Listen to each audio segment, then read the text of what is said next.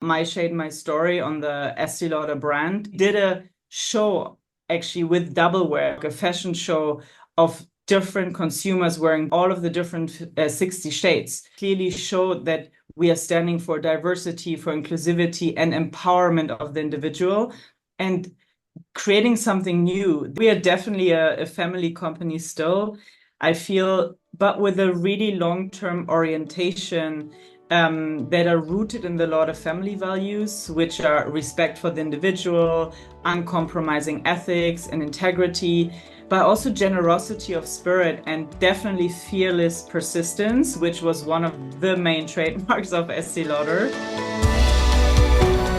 Welcome to Luxury on Air, where we explore the trends, innovations, and personalities defining and redefining the luxury industry.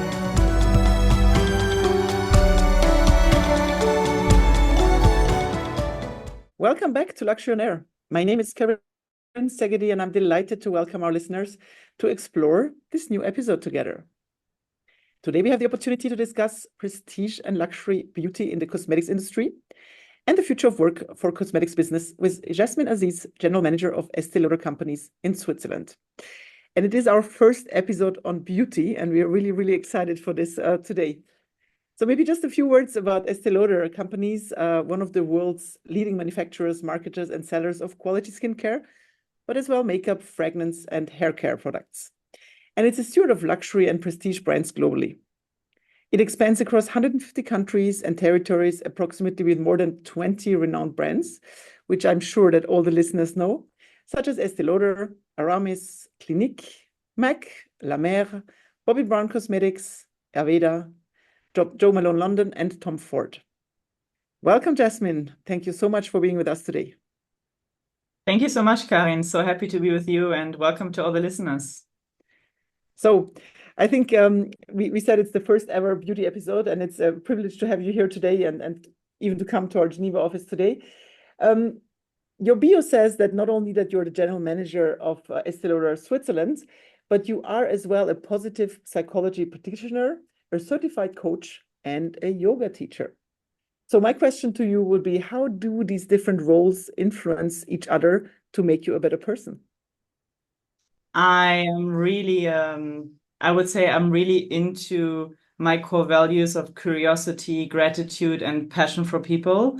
In all of the different areas that I'm learning, I'm taking it with a learner's mindset, meaning being open, being curious, and often I don't know what I can actually transfer from one area to the other. So often it's not that I just say I have to do this one to then reach a certain kind of skill for my role as a general manager, for example, in Estee Lauder Companies in Switzerland. It's more that I have this curiosity that I want to also develop myself. And by developing myself, I strongly feel I can also help others to develop and inspire them. And that is also very important in the business context today. So since 2016, when I joined Estee Lauder Companies, I've held brand director's position, commercial director position, and also since October 2022, I'm the country manager for Switzerland for all of the brands we have here. And I feel that all of these values and all of the things that I do to shape my own personality and my own skills for business can also be inspiring for others. And definitely there is a blend that often is not even known to me before. And that's interesting. I mean, all the roles that you mentioned gives you really the facet to understand and know how it works and to do a better job as general manager for Switzerland. So Estée Lauder, I mean, she founded the company in 1946. She was a very curious, innovative, forward-looking, inspiring person, and has made out of this little business with her husband, Joseph, a multi-billion global company. It started all, I read, with a $800 order from Saks Fifth Avenue in 1946 that launched the product. So it's really a self-made woman that made this big company. It's so family business. It's still family business. I mean, you still have family members at the board and in the management. But how do you feel this? Is this still a family spirit? How has this family business evolved to a larger global brand without losing its initial drive and purpose? Yeah, so if you look at these values, we really operate at our best when we uplift others. And this is something that is ingrained and was always ingrained in the family values. And it's still super relevant, even in the business context today, impacting communities, impacting all of the different employees, but also consumers that we touch. So that is needed also in today's world. So I think what I would say is that the family values that are ingrained and that have always been with the company, they are still very relevant today. And this is why. So you mentioned persistence being so important. Are you all your employees interviewed and checked if they have persistence as part of their DNA? I think it's more that if you find someone like Estee Lauder very inspiring of seeing what she has built, and we need to also think back at a time when she, as a woman on the Wall Street, was not surrounded by a lot of successful businesswomen. She has really taken something to the next level and had a vision that no one else had at her time and built a beauty empire that did not exist in her time. So I think it's more this inspiration, being driven to be successful, being driven to create something very long lasting. And also, if you look at the creativity that is needed for this, next to the visionary approach, this is definitely something that we also see in our teams in Switzerland. And when we talk about what do we do to inspire our consumers, for example, if I think back about one activity we had in Zurich, in the heart of Zurich, near Bahnhofstrasse in front of the Globus, we did showcase creativity, team spirit, and a lot of persistence to do something that was never done before. So that captured attention, that generated buzz. But this is the type of persistence, creating something new and going somewhere where no one maybe has ever gone. This is definitely something that, yes, I would say we also look for in our employees, but that naturally comes, I think, when you're inspired by a story like the one of Estee Lauder. This is really inspiring because and luxury is so much more than just the product. It's the company, it's its values, it's the history, but it's as well innovation. I mean, I think and listening to you, this is what it's all incorporated and encompassed by Estee Lauder. This brings me to the next question, maybe, and for our listeners, if you want to maybe give I mean, Estee Lauder is now over 30 billion market value. It's a huge company with a large portfolio. You can hardly go in any shopping center or airport without coming by an Estee Lauder product. But do you want to maybe give us a better insight on the luxury prestige portfolio of Estee Lauder, and maybe more in Switzerland? What are the brands that are more inspiring your buyers, the women of today and maybe the women of tomorrow? So, as you said, Estee Lauder Companies is definitely one of the world's leading manufacturers and marketers of skincare, makeup, fragrance, and haircare products in the luxury area. And this is why we also call ourselves a steward of luxury and prestige brands globally. And yes, as you said, it encompasses a lot of different brands. So it's not only the one Estee Lauder brand anymore. And so there's a lot of different brands in our portfolio that cater to all of the different kind of consumers that are also out there, that we actually want to serve at its best and in a way that they feel connected to the brand, that they feel they can actually express their personality and what they want to express through our brand. So this is why this diverse portfolio is very important for us. And this is also why we are truly focused on being brand-led, meaning we think also brand. And if you would come into our office, probably in Zurich and Switzerland, you would see we all work together. So there is a big team working, but you might already feel if you go maybe to the one team or the other team that they are currently working on the project for the one or the other brand, because we truly want to take this perspective of the consumer that caters to the different brands. So this is maybe something that we can unpack a bit, because a lot of luxury conglomerates or large luxury groups, they have the concept of maisons, or of particular brands that keep commercial aspects, marketing aspects quite segregated. And some central back office services would be shared. Why? Because they want to keep the DNA, the communication, the luxury aspect, or very, very, separate aspects to themselves.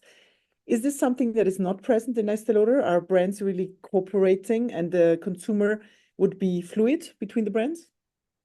Definitely, we are a brand-led company. So we also work by brand and we look what does the different brand needs and the different consumers. What we see today is that not the brands, but rather the consumer can be fluid in some aspects because they are definitely today, if you look at the luxury consumer, at the cosmetics consumer, they might be willing to try to go a certain direction if they see there might be a fit to a different brand. And it's definitely not the case anymore than it was maybe some decades ago that you say we have a consumer that only buys one brand. So I think it's also something where we can have a certain proximity to one brand and especially the brand and the brand's DNA. But it might be that there is an additional proximity also to other brands and that I might also try to look into different brands. And there can be different aspects of different brands. Let's say if we look at, to give you a concrete example, if we look at the MAC cosmetics brands, so definitely this inclusivity aspect speaks to a lot of people. Today, I would say even more prominently. And it could be that through this aspect, I'm really more prone to discover that brand because there's something I can link to. And on the same time, I might be a person that is super prone to another of our brands, let's say Clinique, who's very much into the dermatology aspects of skincare, to say this is something I want to know more about ingredients. I want to have a brand that's fragrance free. So there can be these different types of aspects that shape my personality that is not homogeneous, but we still cater brand by brand to it and we would not overlap the different brands. So brand by brand is important, but I believe that the markets is very important as well and the proximity to customers. I mean, you are the MD of the Swiss market. Is there any aspect that is fundamentally different from global in the Swiss market? If we look at Switzerland today, for sure, we do have a very diverse consumer set. I mean, as we know in Switzerland, we are also a nation with a lot of also international consumers being present here. There is definitely a very high demand when it comes to quality, to luxury. And we can also say that in the world, we're one of the markets with the highest percentage of luxury consumers in the market for beauty, but we even see it also in other categories. So I would say this quality approach and also the service approach is definitely something that we look a lot into for Switzerland and that we also see the consumer demands. Meaning if we look at our personalized high-touch services, for example, that we do in store, we definitely have a higher percentage rate in Switzerland than in some other countries, not because we don't offer it. It's more because there is more of demand from the consumer nowadays. And also the personalized approach, meaning that the consumer, a lot of the consumers want to be known, they want to interact, they want to try the service, they want to, maybe if we look at La Mer, the luxury skincare brand, we do offer cabin treatments. And these treatments is like really indulgence, one-to-one treatment where your face is massaged, you can discover the products. This is something where we have one of the highest percentages here in Switzerland in terms of execution of those services because the demand is so high. So this is definitely something we could say that Swiss is on the high edge of the luxury demand for sure. Not surprising to our listeners, Yes. I believe so. But it's a confirmation that the Swiss market still has a spending power that some others might not necessarily have, especially in these difficult times. That brings me to the next question, Jasmin. You mentioned that people wanted to try out, people wanted to be known, people wanted to be seen. And let's tackle online versus offline. I mean, a big topic overall. Yes, COVID came by, brands had to move to online. For some, it was more natural, easier than others, because products that you not necessarily have to try on or try out. Are your consumers still going into the store? And how do you make the difference between online and offline? And then we maybe see how can you sell beauty online? Because this is like a mystery for some of us. I mean, definitely online is there to stay. So for sure, we saw an acceleration also with and after the COVID period. However, also offline is there to stay. So what we see today that it's more of a blend, that the consumer likes to shop offline and likes to shop online. There's definitely consumers also in Switzerland that prefer one channel. We definitely see that. But overall speaking, for the consumer itself, they spend time online and they spend time offline. What we see is much more important also when we talk to consumers. And this is something that personally for me, it's super important, something that I can also refer back to Estee Lauder herself, who spent even back then a lot of time in store, not because there was online, but because being close to consumer was so important. And also today, I feel it's very important to actually know what does the consumer want and interacting with them, not only in studies, but just being in the store in different cities and talking to the consumers. And what we hear is that, first of all, they like both. Some prefer the one and the other channel. And the other important point is like, where is the differentiation? And this is something I think in luxury, even more than in other sectors, that we as brands, we need to be clear. And this is something that I work a lot with my team to say, what can we offer in store? As I just mentioned, for example, before, this cabin treatment with La Mer that we offer. This is a unique treatment that you wouldn't get online. And this is something that the consumer is super willing also to come for. Same if you have a good relationship with your skincare or makeup or fragrance expert in store, this is definitely something you would want to come into store for, because it's a different kind of consultation, it's a different kind of trust still today than just shopping online. So there we definitely see aspects of differentiation that are important, but also aspects of the willingness of the consumer to come in store. However, the consumer, and I would say in Switzerland, I've seen that a lot, and we heard that a lot in the interaction. We say Swiss consumers, they are also very smart. So they will also notice when there is not really a difference between going into store or maybe shopping online. And difference, I mean, in terms of service, in terms of what is my experience? What is my experience online? What is my experience offline?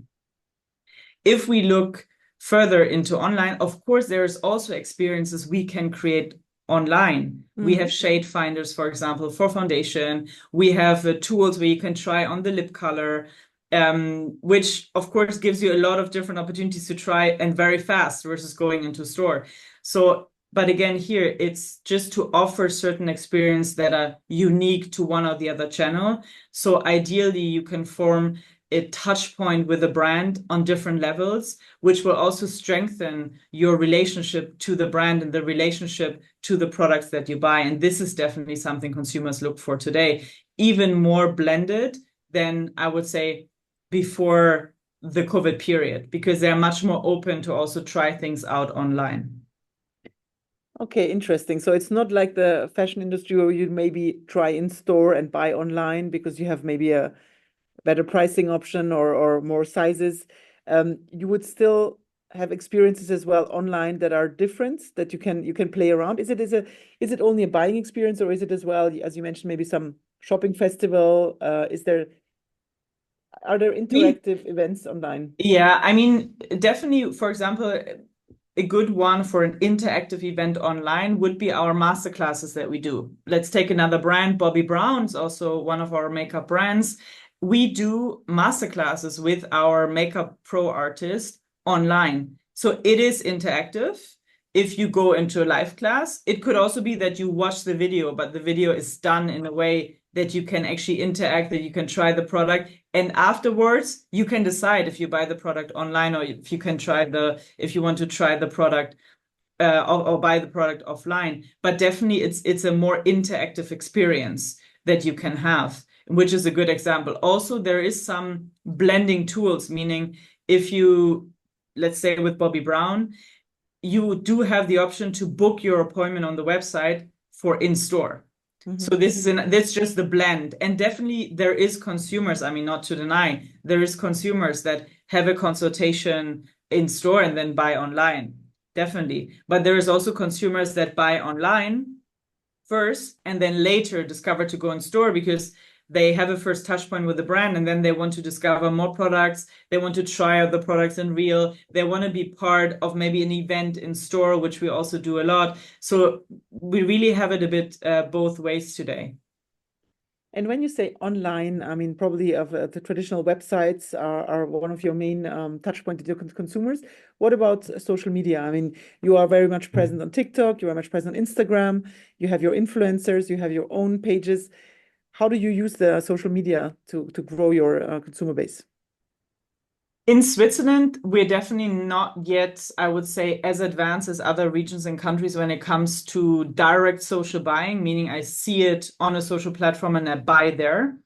This definitely something in the future that will probably come over from other regions more.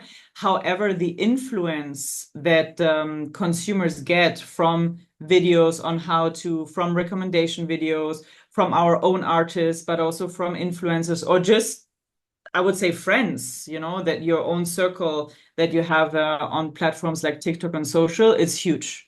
And it's definitely growing. And we see that also for some time. I guess we said it's just a certain generation, it's just a certain age. But we see that it also in Switzerland, it develops more into a direction that more and more age groups are actually going onto the platforms to be inspired for new products. It's not, I would say, not so much anymore only on your own brand channel.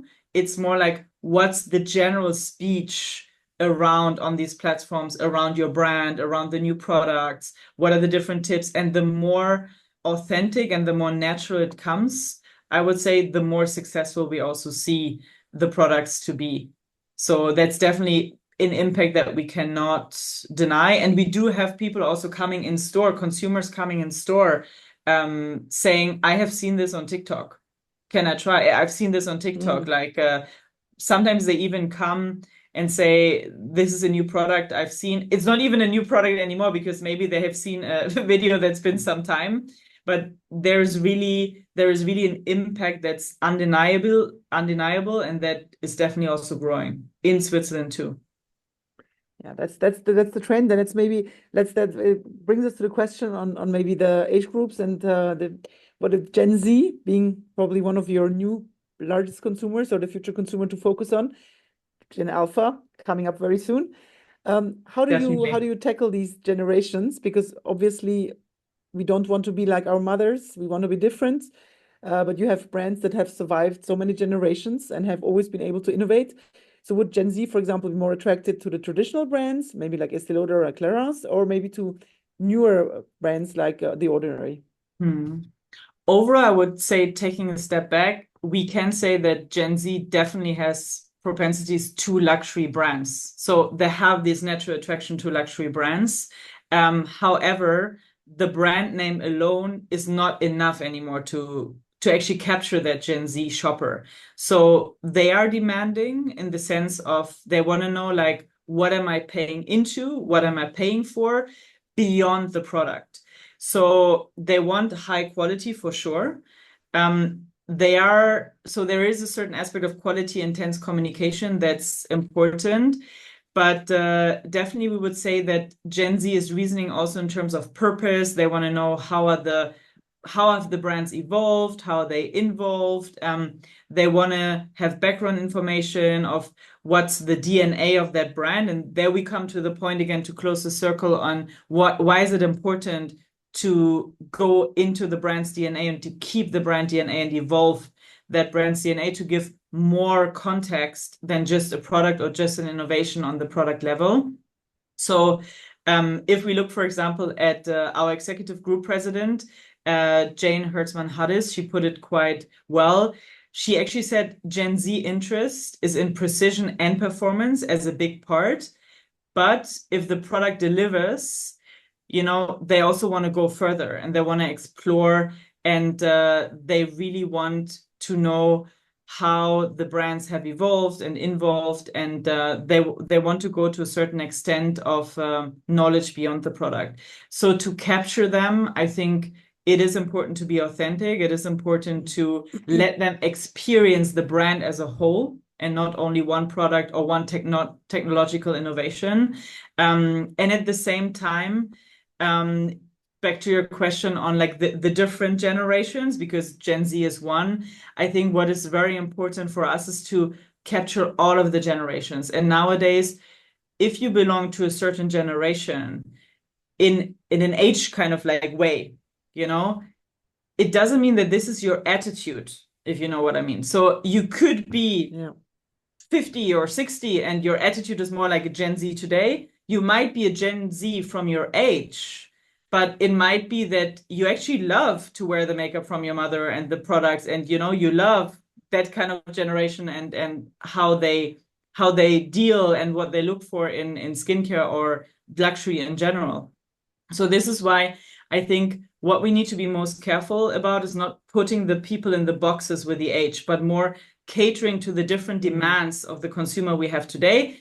And definitely we can say there was new demands coming in with, or there are new demands that came in with that generation, Gen Z, and there will be new ones with Gen Alpha for sure. But I think the most important is to cater for all of the different attitudes, demands, and different types of consumers that are out there, that more and more, and this is why I think we live in a beautiful time where we can express ourselves much more individually. Doesn't matter which group we belong to, which age we belong to, and makeup and beauty. And I think that's one part, like the beauty of the beauty industry, so to say, is like we can help, our brands and our products can help to express who you want to be. And you can choose which products you want to buy and with which attitude you want to buy that product. And you can even talk about it on social media and inspire others to do so.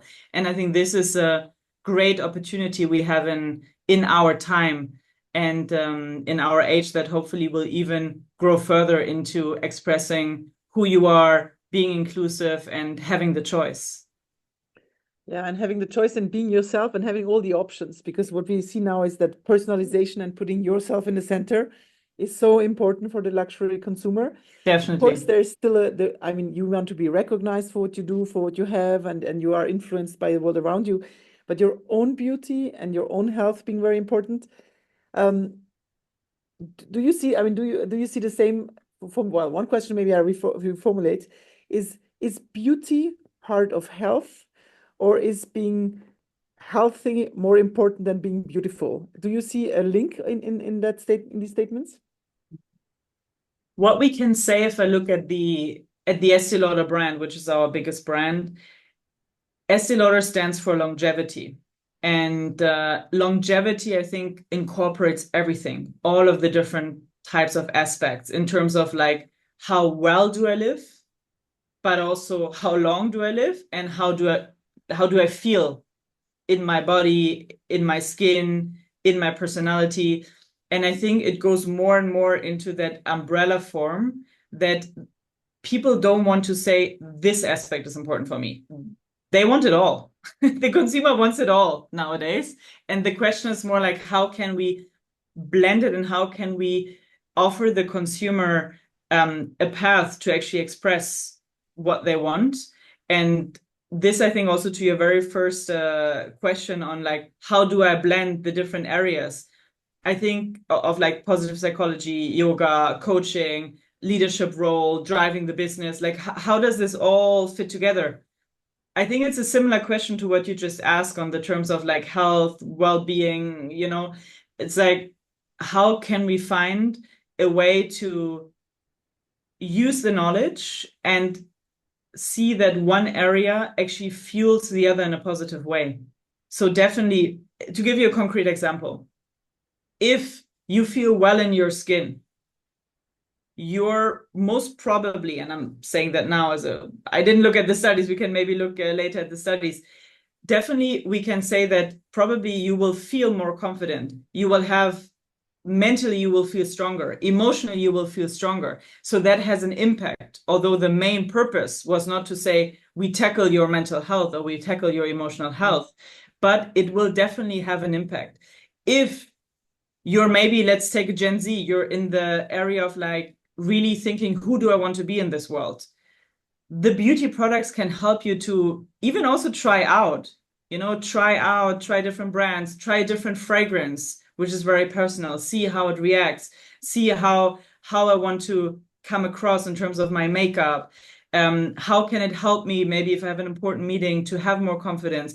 And all of this shapes also your well-being, in my opinion, shapes your success, because maybe if you're more self-confident, you can be more successful, shapes your decision-making, maybe even because you think more about, you have more clarity in decision making. You're not so much ruminating of, oh, I don't feel so well, what do I do? So, I mean, a long answer to your question, but I think this is how I see it, and this is what I try also to integrate. How can this learner's mindset and this ability to try out and express ourselves help to make ourselves stronger? And definitely one area has more impact than we sometimes think. And just to close with some stories also, we do have consumers that send us their experience. With La Mer, for example, we had a consumer that sent us that since she uses the products, like it's the first time since 10 years that she feels again herself, because she had a lot of skin problems and she didn't find the right foundation with the right skincare, and somehow La Mer was the right setup for her. And we did get even a handwritten letter from her. And we have several of those stories. Or we do have also. So these are the kind of like stories. Of course, this had a tremendous impact also on your well-being, although this was not the purpose of maybe the initial purpose of the cell. Wow, these are the great stories, because they're making your heart warm up to get these messages from the consumers. And I think it's in the DNA as well from Estee Lauder. You mentioned the purpose, you mentioned the family business, you mentioned how you recruit your employees as well. I mean, Estee Lauder has been named, for example, #2 of Forbes list of the women's top companies in 2023. You have the Women Advancement Program. I mean, I think even the way you choose your suppliers, for example. Is this completely embedded in what you do, and you want to make an impact in that space in the environment? I think it's definitely ingrained in our DNA. I always give the example of Switzerland, where we're 90% women. We have over 400 employees and we're over 90% women. And it's not because we look specifically for women. It's, for me, more of an example of that it works. And especially in Switzerland, I think we have a lot of work to do to have more companies with more women, and also more women in leadership. It's not only in general, but even up until the leadership, we are actually more than 50% women also in the leadership team in Switzerland. So I think it's more being a role model to show that there is a possibility and that people don't need to look at the limitations. We do have a lot of part-time women, for example, that work for us. We do have women that sometimes work some years a bit less percentage, but then go back to a 100% leadership role 2-3 years after. So and this is also creativity for me. It's like an individual case to say, how can we make it happen, versus this looks very difficult, so probably we'd rather stay away from it. So, and in terms of the women empowerment programs that we also do, we have an open door program, but we also have a reverse mentor program, which more caters to age, which also helps younger women to actually consult. Like in the reverse mentor program, our younger employees, they come to us as a leadership team to actually give us advice. And this helps them also grow into that kind of leader from a very, very young age, and inspires them to also want to be decision makers. So this is definitely, I think, something that also helps. And in general, this exchange to say, how do you do this? Having an open mind, finding creative solutions, and not seeing at the limitations.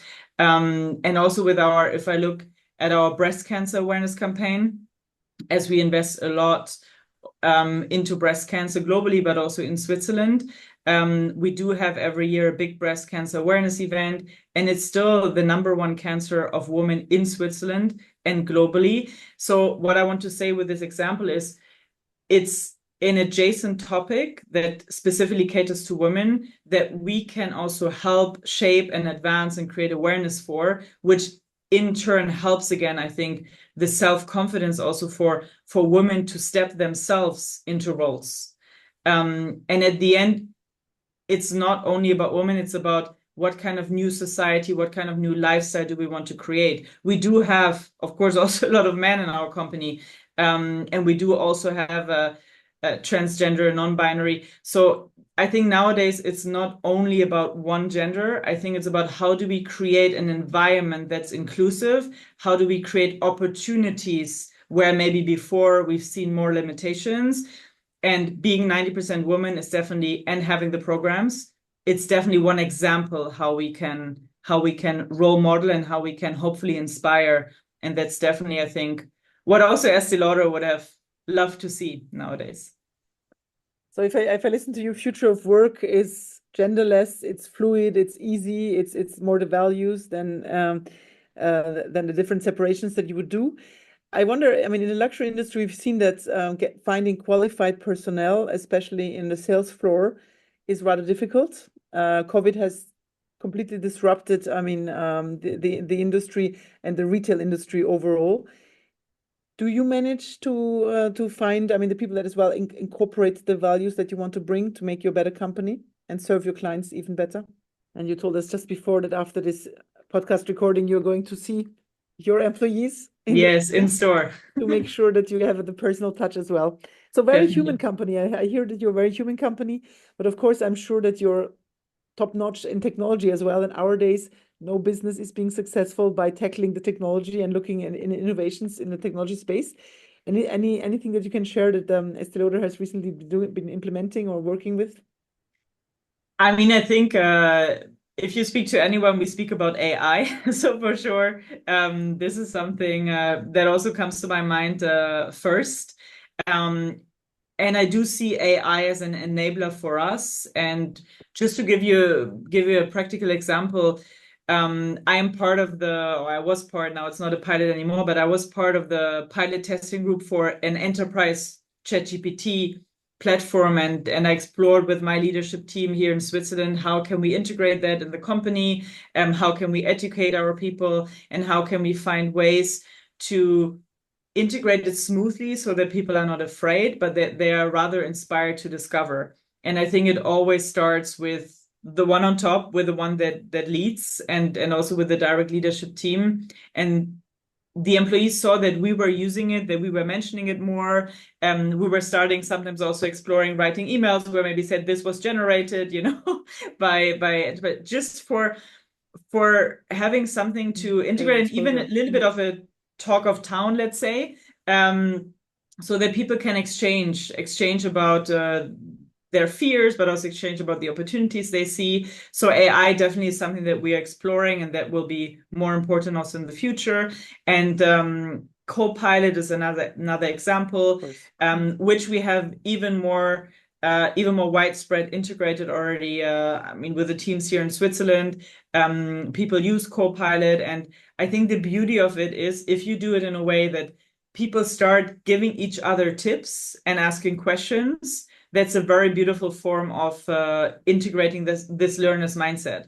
And this is something that I think works very well right now, also with the teams here. We just had recently an example where someone actually communicated a watch out, because there are also watch outs saying, hey, to give you an example, Copilot does the meeting minutes, the summaries, which is a great help. But then be careful, because if someone drops out of the call, but there is still this transcription on, everything is transcribed, and everyone that was in the call or even was invited to the call will get the full transcript. So this is, I think, a good way, instead of saying only like these are all the dangers and these are all the benefits, having a fluid conversation and exploring together is, I think, a great way. Or to give you also a positive example is someone shared in one of our town halls, hey, I just wanted to share with you because I was so amazed. I asked Copilot to find the right meeting slots for these 10 people. And Copilot could give me slots. I mean, this is amazing for a lot of us that knows how to get people to meetings, right? So I think really approaching it with an open mindset, and definitely it helps when you have a company or a team where inclusivity is lived, where people are not afraid to ask questions, where people are motivated to share because they know that others want to learn too. So I think this is definitely something that with all kinds of technology, and I'm sure there's more to come very fast, that we try to adopt. And I think this is the even more important aspect of the technology than talking about a specific program or a specific technology that we integrate. So I can feel that there's a lot of embracing technology rather than working against the change. It's really working with technology to make your life easier. Maybe Jasmin, I'd like to ask you a fun fact. Let's take this situation. I mean, poor Estee Lauder has passed away in 2004. She was, as you mentioned, an amazing woman and visionary. If you could have a cup of tea with Estee Lauder, like take 10 minutes of your time, what would you talk about? What would you like to learn about her? Wow, there would be so much probably that I would try to gather all of her insights and her experience. I guess there would be two things, especially that I would be fascinated how she answers. The one is at which moment she realizes that she's actually creating this kind of empire and changing the world. Because she did start with like 4 beauty products. So that was her focus. And she left the world and she had created this empire already back then. So if there was a certain moment where she's like, wow, I'm realizing what I'm doing here and what the drivers are. And the second thing was relating to also the discussion we had. I would love to hear just the view on Estee Lauder on what is important nowadays when it comes to TikTok, when it comes to all the social channels, because she back then, like, she always said, tell a woman, and spread the word and have the exchange, with the consumer. So in a way, I think she would feel it's the same what we do today, just online. But it would be great to have her outlook and her way of like, how can you leverage this and how can you support this in a great way. So I think these were the two. I mean, then many more, but these were the two, I think, from all of the ideas that came to my head. We would like to get her counseling on the new world and how she will interpret the trends of today. She was already so visionary for her time. I'm sure she could tell us also today, like, where's the world going? Like, it would be so interesting to have her view on where does she see the world going, because just of the visionary that she was already at her time. And I think if you're a visionary, you have this innate. It doesn't matter in which time you come to the world. Well, you told us today, Jasmin, where the world is going in Switzerland and Estee Lauder. Thank you so much for enlightening us in the world of prestige and luxury beauty. We genuinely enjoyed the conversation. A lot of challenges, a lot of opportunities, a lot of motivation and passion that I feel throughout the interview. Thank you for your time. Thank you for sharing your learnings, and looking forward to meeting you very soon in another episode. Yeah, thank you so much for having me. Thank you for listening to Luxury on Air with Karine Szegedi and Felicitas Morhart. This podcast is provided to you by Deloitte Switzerland and the Swiss Center for Luxury Research. If you've enjoyed this episode, you can leave us a 5-star review. If you're keen to stay up to date on what's trending in the luxury industry, don't forget to subscribe. As always, you can find more information about the current episode in the show notes. We wish you all the best. Until next time.